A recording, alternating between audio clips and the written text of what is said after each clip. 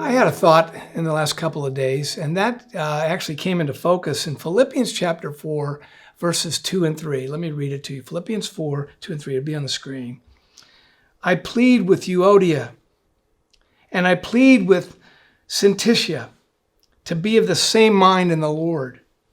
Help them, since they've contended at my side in the cause of the gospel. That's where the Apostle Paul writes in this letter, where he's talking about unity of the body in that church in Philippi. I love what he says, though. I plead with these two women that they be of the same mind in the Lord. They've contended by my side in the gospel. They're both great women, but something's happened to kind of affect their relationship. And Paul is pleading. I love the word plead. He's begging them both to somehow come back together. What he's basically affirming is this idea of the value of friendship and caring for each other. During COVID, I'll confess to you, I don't know how you are with this, but it seems like in many of my friendships, I've allowed some of, especially the long-term friendships, to sort of erode. Less frequent conversations that I would have pre-COVID. Of course, not seeing each other because of trying to be as isolated and smart as possible.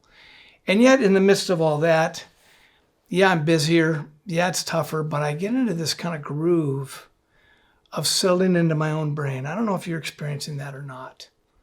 But during the year we've had, and especially the season of COVID, that we still don't necessarily see a light much. Maybe those of you that have gotten vaccinated, you get a little bit of that light, but it's still going to be a ways. People still matter. Friendships still make a difference. We all are so longing to be blessed and touched and cared for that I wonder if, as we feel those things, we settle back a little bit and more wait for others to be the ones to initiate.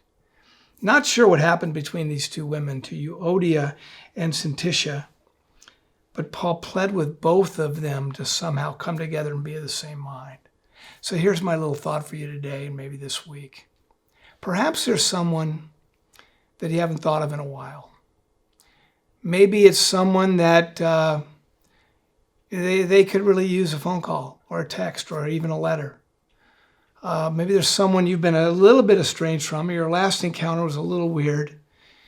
And maybe you're just kind of sitting back. Well, as petty as that sounds, that's the stuff of real life.